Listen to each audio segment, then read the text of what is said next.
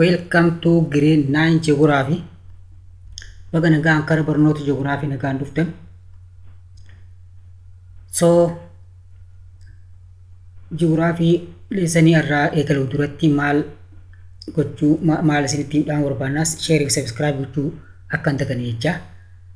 So ammaan tana nagaa har'a lesanii keenya waliin seennaa aga dhumatti akka hordoftan afeerraa keenya jennaa.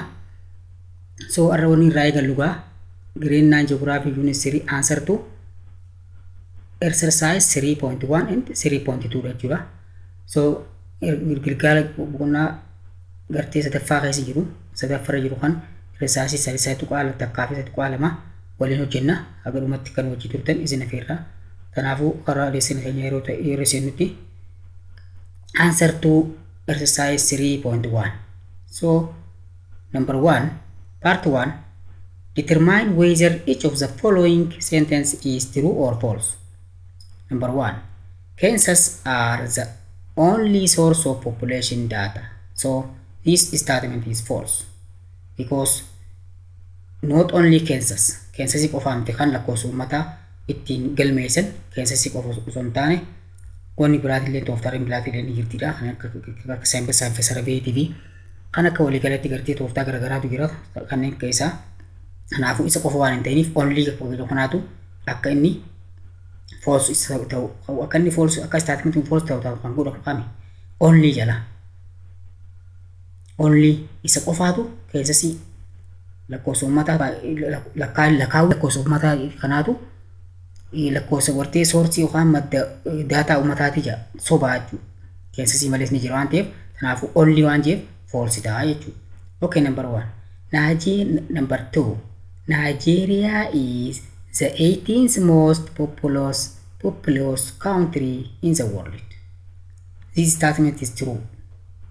Nigeria akkuma beekamu baay'ina uummataatiin saddeettaffaratti argamtu tokko addunyaatti. Kanaafuu dhugaa ta'a jechuudha statementiin kuni. So inni itti aanu the tundra is one of the sparsely populated regions of the world. This is also true. Statementiin kunilleen dhugaa. Maaliif tundiraan akkuma beekamu naannoo baay'ee qabbanaati. Namoonni namaa fi bineensa garaagaraa keessa haalli jiraatu jechuudha. Kan qabbana san dandamachuu danda'uutu keessa jiraata jechuudha. Kanaafuu statementiin kun dhugaadha jechuudha. Okay, number 4. In Ethiopia, the first housing and population census was conducted in 1994. False. Akka Itoophiyaatti kan jalqaba filannoo manaa jechuudha. Kan lakkoofsi manaa jechuudha. Sorry, lakkoofsi manaa kan gaggeeffame kan jalqaba gaggeeffame bara 1994 sun taane bara 1984 jechuudha. So kun filannoo yeroo filannoo kan isa lammaffaati jechuudha kuni. Kanaafuu false ta'a jechuudha. Okay, number 5. A person in a rural area depends on non-agricultural activity. So these statements are what? False. One is a false good. Maal seete? Nan kayo kan garte? Nan. Wanta nan isa good kan non-agricultural activity. Namoonni garte ne namni tokko namni naannoo baadiyyaa jiraatu tokko kan inni irratti hundaa'u non-agricultural activity dha.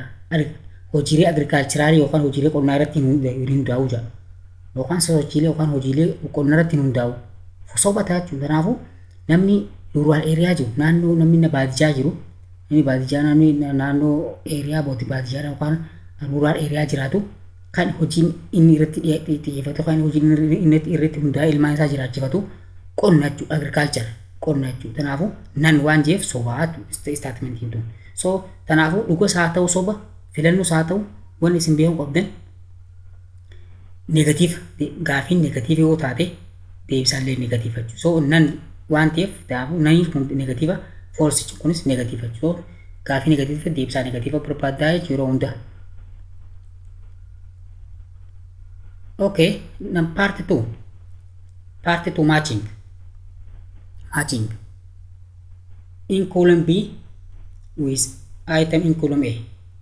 Kana fakkaata fakkeenyaaf column A kanatti sample survey jaa B ta'a jechuudha. It is a population data source that collects information from a fractions of population data, fractions of population kayo. Beta jechuudha. Sample survey maaliif asirratti maal hin barbaade sample surveying kuni nama murtaa'e tokko lakkoofsa nama murtaa'e tokko beeyte nama isa irraa kaate calculate goote lakkoofsa namoota biyyattii guutuu beekuudhaan as barbaachisu ture. Kanaafuu fraction jala fraction of population. Nama lakkoofsa nama murtaa'e tokko beeyte sanboota fractionii lakkoofsa populationii hawaasa uummataa naannoo biyyattii takka murteessuu ta'uu jechuudha. Vital registration system F. It is the continuous registration of birth, death, marriage, and divorce. Adeemsi vital registration kun maali? Galmeessa jechuudha. Itti fufiinsa galmeessaa itti fufiinsa qabdu jechuudha. Kan yeroo murtoofne kanneen akka maal fa'aa galmeessita? Hamma lakkoo namoota dhalatu, hamma daa'imman dhalatu galmeessita. Hamma namoota naannoo san keessaa du'u guyyaadhaan galmeessita. Yeroo hunda itti fuftee galmeessita. Akkasumas naannoo takka keessaa namoota hamma namoota wal fuudhu, hamma namoota fuudhutii fi hamma namoota heerumuu jechuudha ni lakkoofta. Akkasumas hamma namoota adda ba'u, hamma namoota bultii diigee adda ba'u lakkoofta jechuudha. Kun tooftaalee vital registration systemiitiin kan isa wal qabatu jechuudha. Kanaaf faataa jechuudha salphatti. Peninsular Europe C. Densely populated region. Peninsular Europe kun beekamu bakka namoonni baay'inaan walitti qabamanii baay'inaan hedduminaan keessa jiraatan jechuudha. Yoo densely population region jechuudha. Kanaafuu deebisaan maataa caataa jechuudha. Okay, number 9 urban settlement. E. City and town. Teessumni lafa magaalaa jaga urban settlementiin akkuma beekamu city magaalaa guddoo fi town yookaan magaalaa naannoodha tan xiqqoo taate jechuudha. Keessatti qubatee jiraata jechuudha. City fi towniin urban settlement jedhama jechuudha. Qubannaalee magaalaa jedhama jechuudha. Okay, number 10 rural settlement. A. Village and hamlets. Malta village and hamlets. Maaliif rural settlement dha? Village yookaan ganda tokko ganda adda faffacee jiru tokko jechuudha. Kan walitti qaqqabamee jiru kan bakka namoota ooluu isaa irratti taa'u village yookaan hamlet jedhama jechuudha. Akka qubannaa baadiyyaatti jechuudha. Akka qubannaa lafa baadiyyaa namoonni qubatanii ooluu fira jiranitti akka magaalaa sanitti manni walitti maxxanee walitti siqee daandiin beekasti walitti maxxanee kan jirre namoota ooluu irratti achi tatarratti mul'ate achitti luluuf yeroo baadiyyaa keessatti manni mul'atu village naa jechuudha. Ganda jennaani akkasumas hamlet yookaan hamlet jechuun bakka namni goggojjoo ijaarratee bakka garaagaraa adda fagaatee jiraatu jechuudha.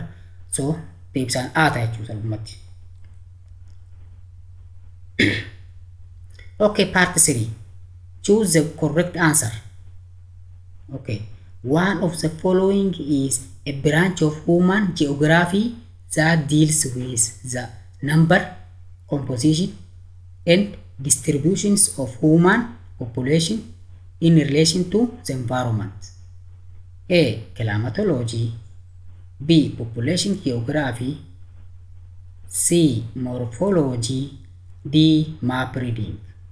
So among these 4 alternative choice, the correct answer is simply B. Population geography. Population geography jechuudha kanneen armaan gadii keessa kan waa'ee human populationitiin branchii human populationitiin wal qabatee gartee lakkoofsa namaa composition yookaan structure yookaan caasaa akkaataa jireenya namaa akkasumas faffaqiinsa namootaatiin wal qabatu kamijaa naannoo faffaqiinsa namootaa kan naannoo tokko keessatti argamu kan wal qabatu damee geography keessaa isa kan wal qabatu kamijaa. Kanaafuu population geography jechuudha. Gartee geography namoota qo'atu kanaatu kana hunda qoratee adda baasa jechuudha. So kanaafuu biyyitaa jechuudha salphatti. Okay, 12. Which of the following countries in the world has the largest population? A. India. B. China. C. Pakistan. D. Nigeria. So among these 4 alternative choices, the correct answer is simply China. akka addunyaatti gaa biyya kamtu baay'ina ummataatiin tokkoffaadha. Baay'ina ummataatiin akka addunyaatti kan tokkoffaate kamija baay'ina kan qabu tanaaf Chaayinaadha jechuudha. Haga ammatti biyyoonni hundi hedduun kan Chaayinaadhaan namoonni lakkoofsa Chaayinaa keessa jiraatanii baay'ee olkaa ta'uu isaati jechuudha.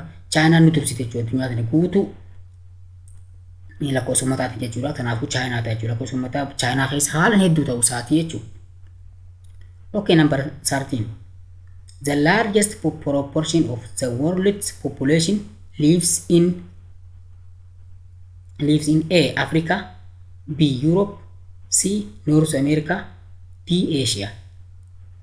Baay'inaan proportioniin baay'inaan namoonni addunyaa kun eessa keessa jiraatanii jedhe.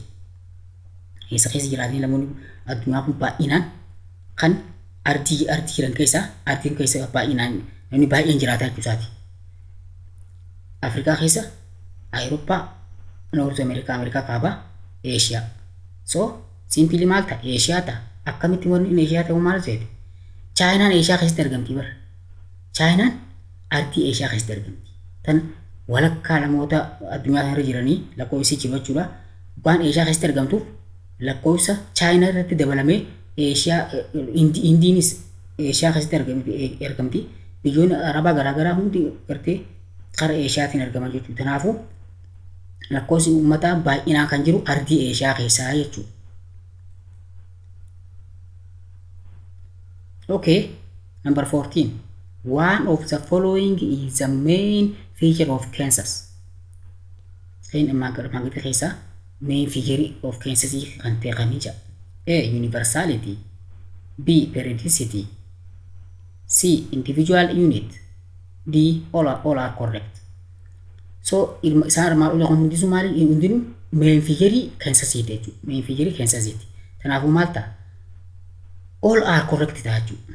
Maaliif universality feature isaati, periodicity period isaati, feature isaati, individual unit feature yookaan qabiyyee isaati jechuudha. Kanaafuu hundi sirriidha jechuudha. Okay, number 15. People living in rural settlement are mainly engaged in dash: A. Industry, B. Trade, C. Mining, D. Agriculture. So simply maal mugaafati gaa namoonni naannoo baadiyyaa jiraatanii qubatanii jiraatan kan isaan irratti hojiileen isaan irratti hirmaatanii fi gartee maatii fi jiraachisan kamii jedhe? Industirii hojjetaniiti? No.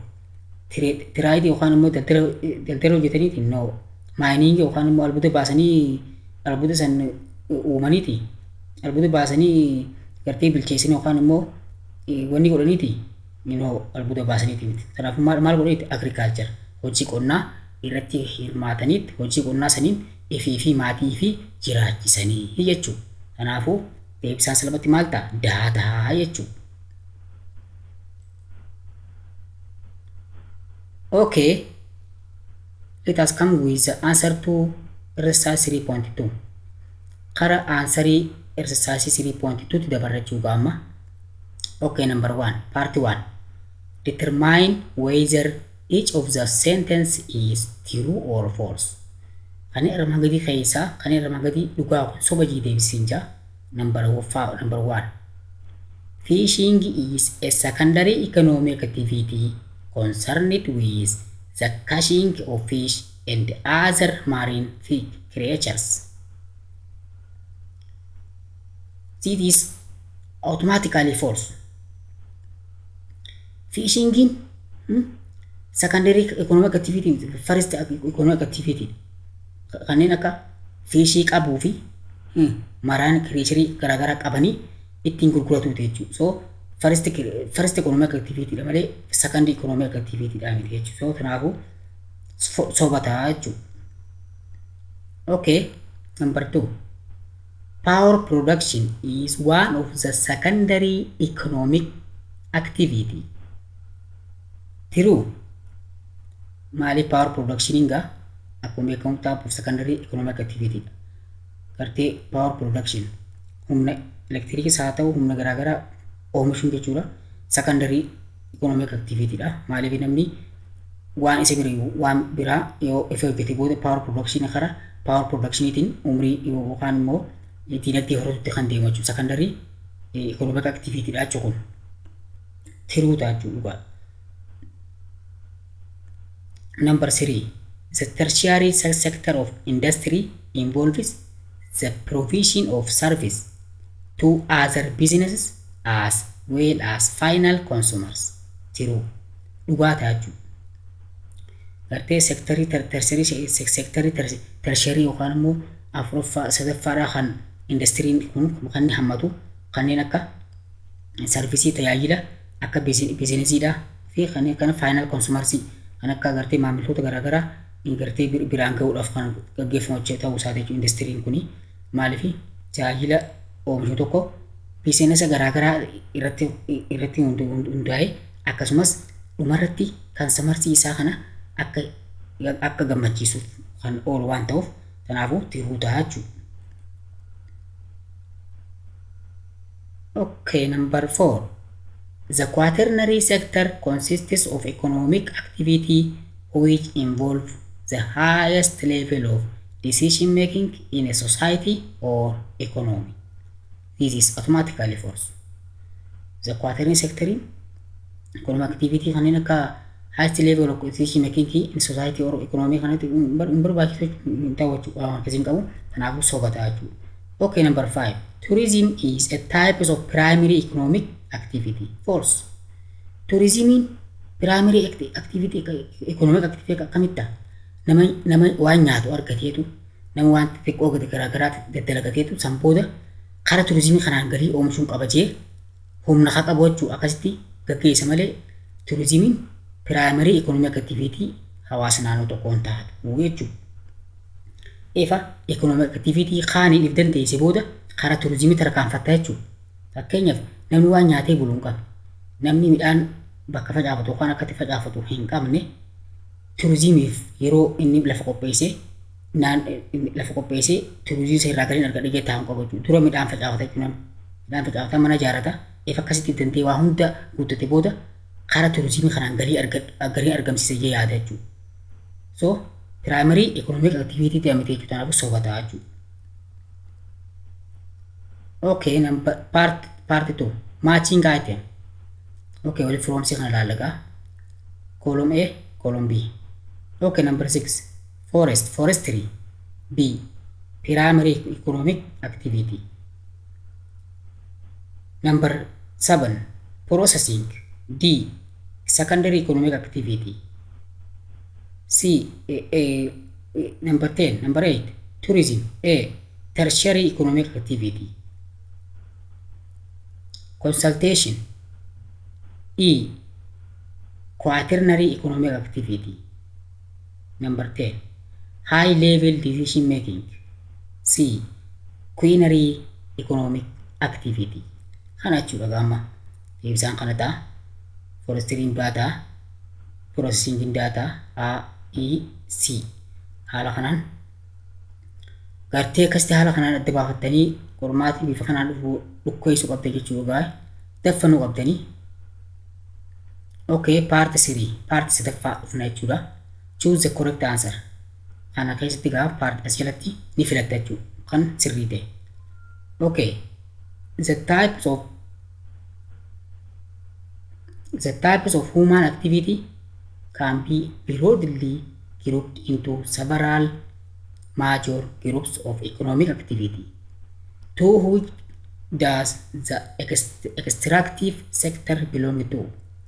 A. Secondary. B. Tertiary. C. Primary. D. Quaternary. So simply C is correct answer. Primary. So primary kana jechuudha kan human activity yookaan immoo sochiilee namoota irratti yeroo adda walitti ramannu jechuudha. Gareen economic activity sochii dinagdeedha. Kan primary kanaatu hawaasa wanni godha jechuudha. C ta'a jechuudha. Okay, number 12. One of the following is not a primary economic activity. A. Trade. B. Agriculture. C. Forestry. D. Mining. So kan irra magati keessa kan primary economic activity ta'in kamiyyaa trade taaju trade kana hundi isaa maali primary economic activity taaju. Okay, number 13. One of the following is a characteristics of manufacturing activity. A. It requires large capital investment and involves mass of units for production. B. Large number of employees are engaged. C. They involve a high degree of division of labor. D. All are correct answer. So the correct answer is simply D taaju. All are correct answer. Hundinuu sirrii taaju. Maaliif amaloota gartee manufacturing keessaa kan amaloota gartee manufacturing keessaa tokko kan ta'e kamija. Hundi isaanii amaloota manufacturingiti. Maaliif tokkoffaan kun gaa kaapitaala guddoo barbaadachuu invest godhuu fi ammas productionii hamma oomisha hedduu haalaan oomishuu barbaachisa jechuudha manufacturing yeroo gaggeessitu. Lama farti immoo large number of employee nama hedduu ramatu qabdi nama hedduu qaxaroo qabdi jechuudha. Factory sana yookaan manufacturing sana gaggeessuudhaaf nama hedduu ramatu qaba kun sirriidha. Sadaffaan maal jedha they involve a high degree of division of labor sirri namoota ati rama sun hojiilee garaagaraa kan adda qooddatee raawwatu qaba jechuudha. Kanaafuu hundinuu positiiva jechuudha. Gaafiin tun positiiva filannoon tun hundinuu positiiva. Kanaafuu deebisaan daataati jechuudha. Okay, number 14. Which of the following is not a tertiary economic activity? Kan irra magati keessa kan tertiary economic activity hin ta'in kamii jechuudha. A. All scale trade. B. Tourism. C. Transportation. D. Construction.